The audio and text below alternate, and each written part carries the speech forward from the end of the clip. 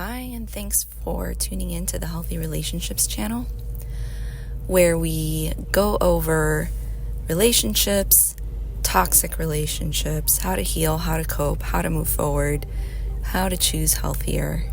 Have you ever spoken to someone and left the conversation feeling negative, feeling a bit more down, feeling as if you did something wrong? Have you ever spoken to someone and wanted to express what you felt, wanted to express, maybe you felt down about something that they did, or you felt angry, or you felt ignored, or just felt overall disregarded, and you wanted to express that, wanting some support and some help, and you just leave the conversation feeling worse than when you first started, and you almost regret even bringing it up.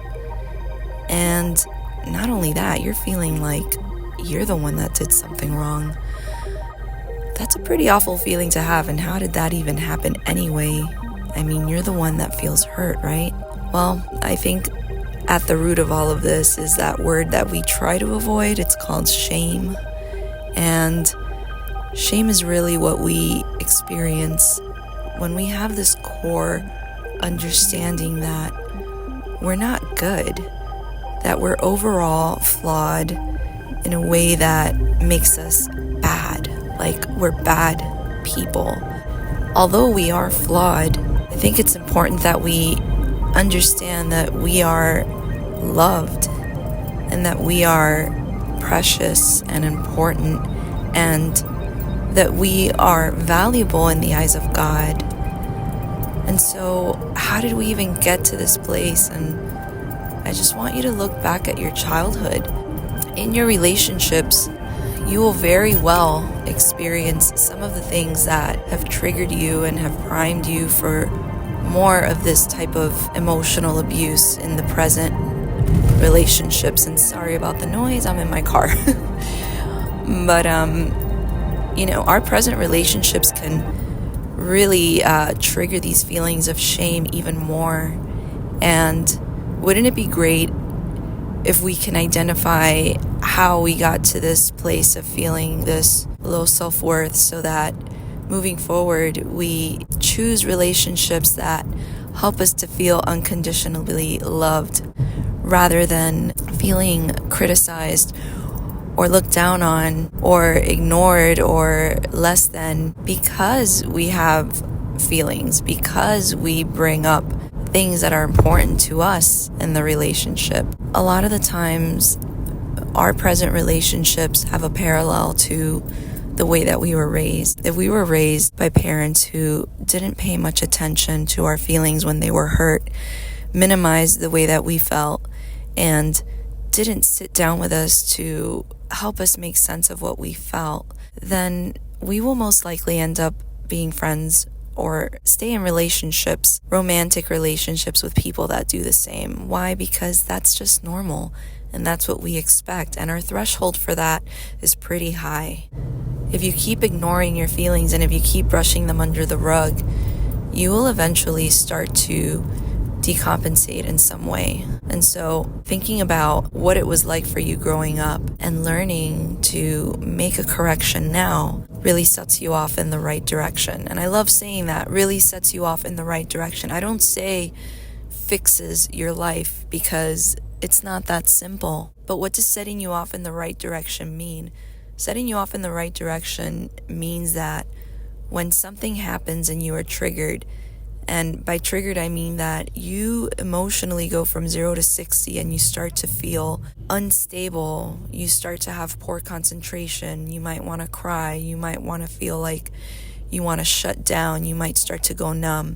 Okay, when something happens that causes you to get that way, getting in the right direction means that, number one, you recognize this. You recognize that the way that you're acting is disproportionate to what happened. And you recognize that this is a feeling from the past. And this is so important because in your childhood, you were expected to, and most likely forced to, ignore your feeling and just keep moving and stop thinking about it. And what could be so bad? Why are you crying? Stop crying. I'm going to give you something to cry about. If that was happening to you, most likely as an adult, you're doing this to yourself.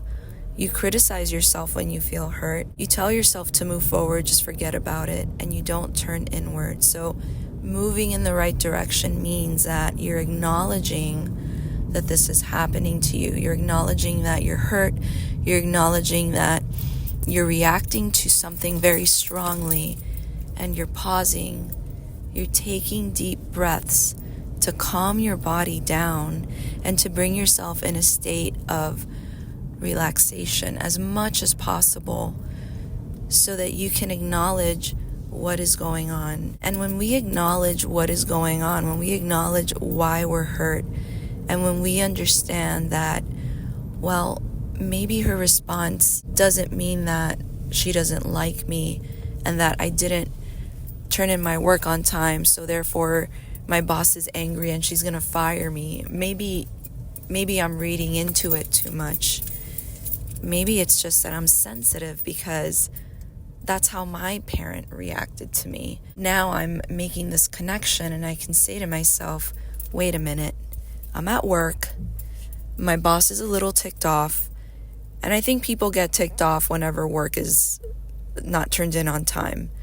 This does not mean that I'm a horrible person. It just means that they have a boss to answer to and I have work to turn in on time, and all I need to do is just focus and do better next time. Instead of reading into all of that and coming to the conclusion that I'm a horrible person, now I beat myself up for the rest of the day because I turned my assignment late, and now I'm just this terrible person affecting the rest of my relationships, affecting my relationships with my coworkers, my relationships with my friend, or with my spouse, or with the rest of my family members. These moments when we're triggered can go in very different directions. They can go in the direction of criticism, self-destruction, and reinforcing this core belief that I've grown up with due to emotional neglect. Or it can go in the direction of acknowledging that I'm being triggered. I have this core belief I've carried for a long time, and this has nothing to do with that. It just has to do with typical feelings that people have when they get upset, and it has nothing to do with who I am as a person. And realizing when this is happening is key so that you can move towards the right direction. Moving towards the right direction means that we're moving away from that inner critic that we've carried our entire lives. We're moving away from that inner critic that beats us up when something doesn't go well. Rather than doing that, we're moving towards the direction of acknowledging that we're being triggered and we need to calm down. And we need to say to ourselves, this one incident doesn't dictate who we are as a person. Who we are as a person is special, is loved, is good. And who we are as a person is valuable. We need to learn to reinforce that. Everyone needs to learn to reinforce that they are valuable and that situations in the present, ultimately, we need to come to a place of learning that we are loved unconditionally. And as I've said before, I'm a believer, I'm Christian, and I believe that Jesus loves me, and that has taken me so far in life. Some of you might not have that belief, but it's important that we learn to find this unconditional love because some of us didn't get it from our parents. Now, some of us were loved by our parents as best as our parents could. That doesn't mean that we felt loved unconditionally. And if that wasn't your case, then we need to explore this feeling of shame that you've been carrying around for so long and realize that we need to think differently about who we are. Working through feelings of shame is so challenging, especially if you've been taught during your childhood that you are not important and that you are bad, right? Shame is very different than what your conscience tells you. Shame tells you that you're an awful person, that you're horrible, that you're bad, that you'll never get anything right. Your conscience tells you, hey, this might not be the best decision, and there's going to be some consequences, so choose wisely and do something that's right. That's very different. And you can tell if you're shaming yourself by your self-talk. There's a template stored in your mind, and that template is generated from all of the words, all of the advice, and all of the painful messages that were given to you throughout your childhood. And so if this is you, I encourage you to look for help. I encourage you to find your faith and trust in God and trust in the Lord. Trust in Jesus that you are fully loved, that you are valuable, not because of what you can produce, but because you're human. And now some of you might not like this, and some of you might not ascribe to this belief.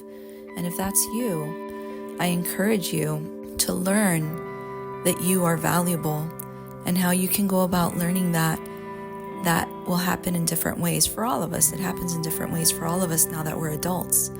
It happens through the wonderful relationships that we build with people. It happens through therapy, where you go through areas of your life and you gain new insight and you get a clear picture of what you were up against and why all of these difficult scenarios in your life that cause you stress and have led you maybe to make some poor decisions. It just, being in therapy leads you to have more awareness, and it helps you silence that inner critic. It helps you silence that inner critic that wants to destroy you every time you make a mistake. What we want to do is acknowledge our mistake, acknowledge where we went wrong, and know that we can do better and choose better next time. We don't want to keep beating ourselves up, and we certainly don't want to keep standing in the presence of others that beat us up or that shame us just because we feel a certain way, or just because things didn't turn out exactly how they needed it to turn out. That's unhealthy, and those are toxic relationships. So I hope this gives you a little bit of insight into some of the feelings that you might have that bring you down, and I hope it encourages you to get help and do something about it. Have an awesome day. Take care. Bye.